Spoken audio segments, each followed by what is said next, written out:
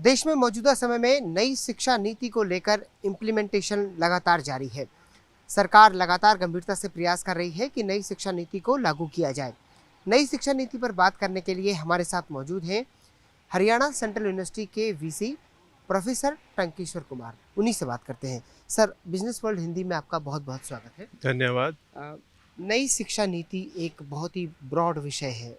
क्या कहेंगे आप सर, अगर आपको इस विषय पर मैं कहूँ कि सर 1 मिनट में अपनी बात कहिए कि इस नई शिक्षा नीति क्या पिछली शिक्षा नीति से अलग तो है ही, लेकिन क्या ये ग्रास रूट पर अमल में लाई जाएगी और इसका कितना असर होगा? नई शिक्षा नीति में बच्चों को, मैं कहूँगा विद्यार्थियों को, बहुत ही फ्लेक्सिबिलिटी मिल रही है और उसमें जो है उनके जो स्किल है उनको उभारने का मैं समझूंगा मौका मिल रहा है। वो कैसे वो अपनी शिक्षा को लेकर अपने जो जॉब हैं उनको सिक्योर कर सकते हैं, जॉब नहीं तो अपने एंटरप्रेन्योरशिप बनने की तरफ बढ़ सकते हैं। क्योंकि ये बदलाव बहुत ज़रूरी था, क्योंकि बहुत सारा बदलाव जो है आप देख रहे हैं हमारी टेक्नोलॉजी में आया है और जो एक किस तरह की जॉब जो है फ्यूचर में आएंगी वो बदलने वाली है। इसमें मैं समझता हूँ कि शिक्षा नीति का बदलाव बहुत ज़रूरी था, जो कि मैं समझता हूँ कि यदि इसे पूरी तरह यदि इसको क्रियान्वयन किया जाता है तो बहुत ही परिवर्तन आएगा। एक जो महत्वपूर्ण पहलू और जो बड़ा बदलाव आता है, बड़ा दिखाई दिया है, वो ये है कि सरकार ने एक तो क्षेत्रीय भाषाओं में पढ़ाई को वरीयता दी है शुरुआती तौर पर, ताकि बच्चे अच्छे से विषयों को समझ सकें, और दूसरा इनोवेशंस को और कारोबार की तरफ पढ़ाई को लेकर जाने का सरकार का एक बड़ा मकसद है। क्या लगता है, क्या लॉन्ग टर्म में इन दोनों चीज़ों का बड़ा वाइडर वो होगा? यदि आप देखें कि हमारे यदि 10 जो विकसित देश हैं उनमें से देखें तो 9 ऐसे होंगे जो अपनी ही भाषा में ही कार्य करते हैं, वो अंग्रेजी नहीं।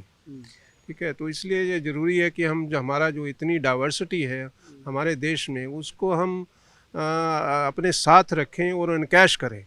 और हमारा जो बच्चा है 10वीं में हम देखते थे कि अंग्रेज़ी जो है वो पढ़ नहीं पाता था और आगे उसका दाखिला नहीं भेजा जाता था और वो वहीं पर ड्रॉप आउट हो जाता था।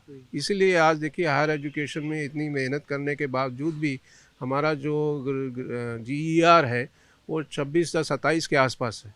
तो इसमें हम 50% की उम्मीद रखते हैं। और जो मैं सोचता हूँ कि आदमी जो अपने जो सोचता है वो अपनी भाषा में सोचता है, तो उसको मौका होना चाहिए कि हम उनको हम मौका दें बच्चों को कि वो अपनी भाषा में तकनीकी शिक्षा भी वो ले, लेकिन वो तकनीकी जो शिक्षा है वो ग्लोबल लेवल की होनी चाहिए।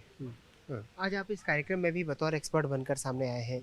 क्या कहेंगे आप, जो दुनिया भर में इस वक्त समस्याएं चल रही हैं उसको लेकर आपको क्या राय रहेगी? देखिए, जब इतना बड़ा क्राइसिस है हमारे सामने, अभी हम गुजर के उससे बाहर आए हैं, तो इसमें अगर कोरोना की मैं बात कर रहा हूँ तो उसमें बहुत सारे देशों ने अपने अपने ढंग से काम किया है और अपने जो उनकी मैं समझता हूँ उनकी व्यवस्थाएं हैं वो उनका जो सिस्टम है उसमें उनको क्या उसके सिस्टम में उनको फ़ायदा हुआ है, नुकसान हुआ है, तो ये देखने की बात है। क्योंकि बहुत सारी ऐसा होता है कि इलेक्टोरल पॉलिटिक्स की वजह से तो कोई अच्छे जो डिसीजन होते हैं वो भी नहीं अच्छी तरह इम्प्लीमेंट नहीं हो पाते हैं।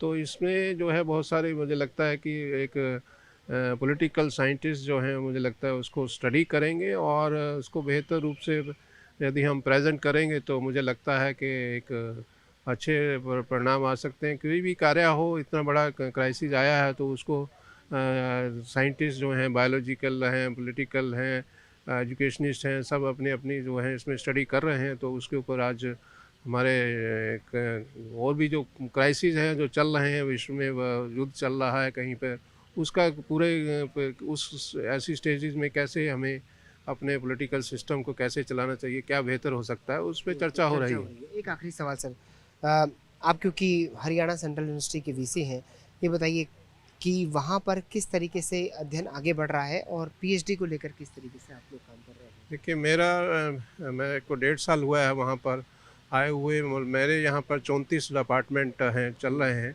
तो अब मैं ये कह सकता हूँ कि हर मेरे विभाग में पीएचडी शुरू हो चुकी है। मैंने सारे जो हैं ये देखा कि मैंने जो अपने जो टीचर हैं उसमें एसोसिएट प्रोफेसर और प्रोफेसर जो हैं आए और वहाँ पर पीएचडी का कार्यक्रम शुरू हो। मैंने सभी विभागों में पीएचडी जो है शुरू करवा दी है और जो है पीएचडी में अच्छे मेरे पास छात्र भी आ रहे हैं, मैं उनको फेलोशिप भी दे रहा हूँ। तो हमारा जो जिसे मैं कहूँगा कि हमारा एक गुणवत्ता का अधिकार होता है, इंडेक्स होता है, वो जो है बढ़ रहा है और इस साल हम उम्मीद है कि अच्छे एनआरएफ रैंकिंग में भी जाएंगे और हमारी रिसर्च की जो गुणवत्ता है और बेहतर होगी। तो कुल मिलाकर नई शिक्षा नीति जो है उसको लेकर प्रोफेसर टंकेश्वर कुमार बता रहे हैं कि ये एक बहुत ही बड़ा सुधार है सरकार की तरफ से और इसका जो असर है वो हमारे आने वाले समय में दिखाई देगा, शिक्षा की गुणवत्ता में भी दिखाई देगा और बच्चों को जो जॉब क्राइसिस होता है उसमें भी इसका बड़ा असर दिखाई देगा कि वो क्राइसिस दूर होगा। Lalit Narayan Kandpal, business world, Delhi.